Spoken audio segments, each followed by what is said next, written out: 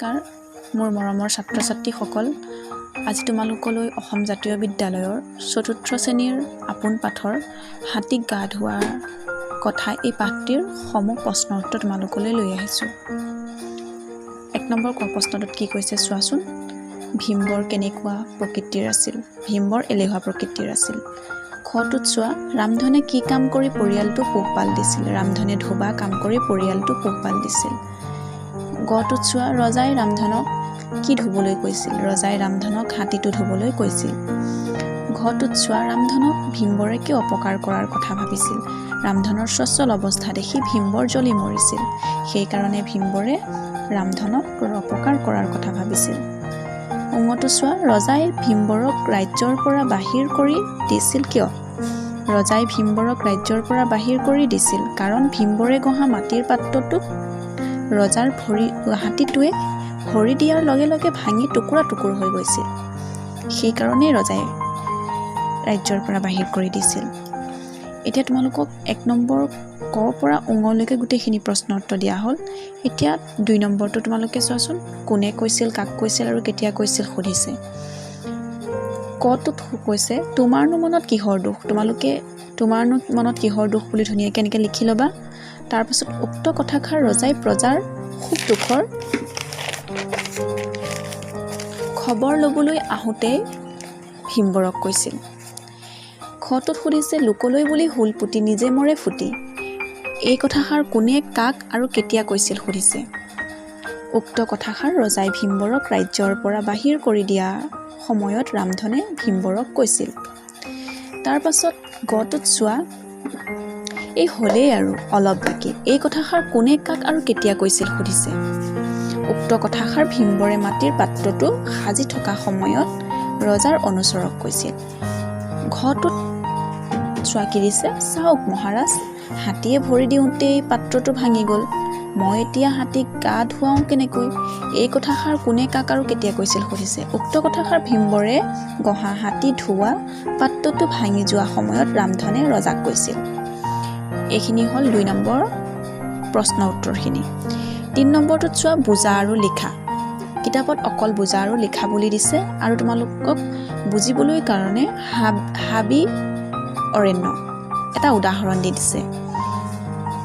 তোমালোকক বাকীকেইটা কৰিব দিছে। এইকেইটা হ'ল হাবি অৰণ্য, মানে হাবিক আমি অৰণ্য বুলিও ক'ব পাৰোঁ। এইখিনি তোমালোকক সমাৰ্থক শব্দ বা একে অৰ্থ বুজোৱা শব্দ লিখিব দিছে। ডাঙৰক তুমি প্ৰকাণ্ড বুলিও ক'ব পাৰা তোমালোকে। খাদ্য আহাৰ বুলি ক'ব পাৰা। জিৰণি বিশ্ৰাম বুলি ক'ব পাৰা আৰু নেগুৰ নেজ বুলিও ক'ব পাৰা। এইখিনি শব্দ তোমালোকে এনেদৰে লিখিলেও হ'ব।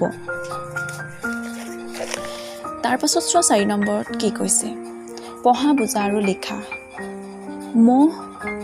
মহ এই দুটা শব্দৰে কি বুজাইছে, পাৰ্থক্য কি দুইটা?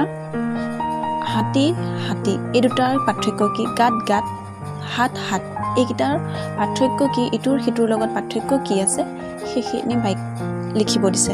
তোমালোকক এটা কিতাপত তোমালোকে চালে গম পাবা, এটা উদাহৰণ দি দিছে, মহ আৰু মহৰ উদাহৰণ দি দিছে, বাকীকেইটা তোমালোকক লিখিব দিছে। এতিয়া চোৱা, প্ৰথম মহটোৱে মহৰ পালটো দেখি আমাৰ বৰ ভাল লাগিছিল। এইটো হ'ল ডাঙৰ জন্তুটোৰ কথা কৈছে। এই মহটো হ'ল মহে কামুৰিলে খজুৱাই, যিটো সৰু। হাতী, দন্তত দীঘৈকা হাতীটোৱে বুজাইছে এটা জন্তুৰ কথা কৈছে, যিটো ডাঙৰ জন্তুটোৰ কথা কৈছে। তোমালোকে নিশ্চয় বুজি পাইছা। তাৰ পাছৰ হাতীটো হ'ল আউনী আটিত থকা হাতীবোৰ দেখিবলৈ বৰ ভাল লাগে বা ভাল লাগে। এইটো হ'ল এটা সৰু সৰু সত্ৰৰ কথা কোৱা হৈছে। এইটো হাতীৰে গাত, শহাপহুৰ গাটো নোমেৰে ভৰা। এইটো গাতে কৈছে নিগনি গাঁতত থাকে। হত আকা দন্তত্বটোৱে বুজাইছে শৰীৰৰ অংগৰ এটা কথা, আমি হাতেৰে কাম কৰোঁ, এনেকৈ লিখিলেও হ'ব। এইটো হাতে বুজাইছে বজাৰৰ কথা। হাতত বিভিন্ন প্ৰকাৰৰ বয় বস্তু পোৱা যায়, এনেদৰে লিখিলেও হ'ব। এতিয়া চোৱা ৬ নম্বৰটোত কি কৈছে, কাষৰ বাকচলৈ চোৱা আৰু মিলাই লিখা। ডাঙৰ আৰু দীঘল ডাঙৰ দীঘল, জীৱ আৰু জন্তু, জীৱ-জন্তু, উশাহ আৰু নিশা, উশাহ-নিশা, ভোকে আৰু পিয়াহে, ভোকে-পিয়াহে, ৰজা আৰু ৰাণী, ৰজা-ৰাণী, লঘোণে আৰু ভোকে, লঘোণে-ভোকে। এই বক্সটোৰ পৰা নি ইয়াত বহাইছোঁ। কোনটো শব্দৰ লগত কোনটো মিল হৈছে মিলাই লিখিব দিছে। তোমালোকে নিশ্চয় বুজি পাইছা চাগে। 7 নম্বৰটোত চোৱা, দুষ্ট, পঢ়া, বুজা আৰু লিখা। দুষ্ট দুষ্টালি দি থৈছে। তোমালোকে বাকী বেজ, কৃপণ, লৰা, পুৰুষ, টেঙৰ এইকেইটা তোমালোকক লিখিব দিছে। তোমালোকে নিশ্চয় বুজি পাইছা চাগে। দুষ্ট দুষ্টালি বুলি লিখা দিয়া আছে, যিহেতু বেজ বেজালি, কৃপণ কৃপণালী, লৰা লৰালি, পুৰুষ পুৰুষালী, টেঙৰ টেঙৰালি। এই তাৰ পাছৰটো চাওঁ।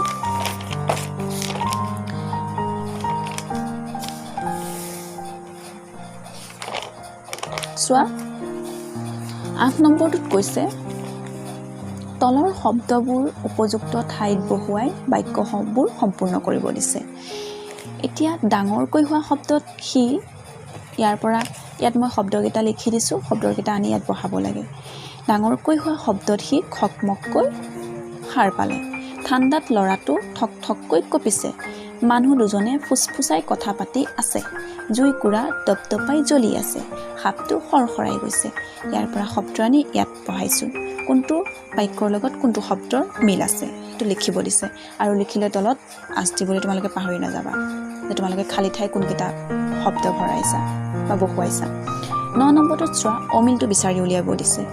বাঘ, কটোত দিছে বাঘ, সিংহ, বান্দৰ, শিয়াল। এইকেইটাৰ ভিতৰত কোনটো অমিল সুধিছে। বান্দৰটো অমিল, যিহেতু বাঘ, সিংহ, শিয়াল এইবোৰ হ'ল গোটেইখিনি মাংসভোজী, কিন্তু বান্দৰটো মাংসভোজী নহয়, সেইকাৰণে।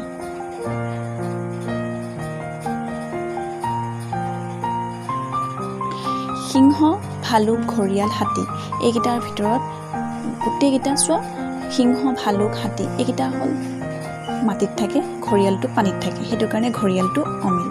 হাতী, জিৰাফ, গড়, বাঘ এই গোটেইকেইটাৰ ভিতৰত চোৱা, গোটেইকেইটাই হ'ল তৃণভোজী, কিন্তু বাঘটো হ'ল মাংসভোজী।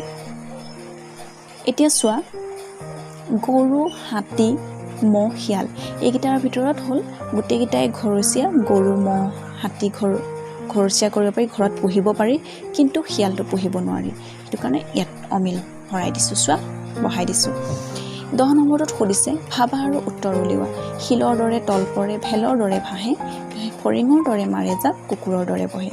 তাৰ মানে হ'ল ভেকুলী। এই গোটেইখিনি সমূহ প্ৰশ্নটো তোমালোকক দিয়া হৈছে, তোমালোকে লিখি ল'বা। মাজতে তোমালোকক 5 নম্বৰ প্ৰশ্নটো তোমালোকক দিয়া নাই, যিহেতু কিতাপত যেনেকৈ আছে তোমালোকে তেনেকৈ লিখি ৰাখিলে সেইটো হৈ যাব। নিশ্চয় তোমালোকে ভিডিঅ'টো চাই বুজি পাইছা চাগে। আৰু কিবা যদি অসুবিধা হয় তোমালোকে কমেণ্টত জনাবা, বুজি নাপালে।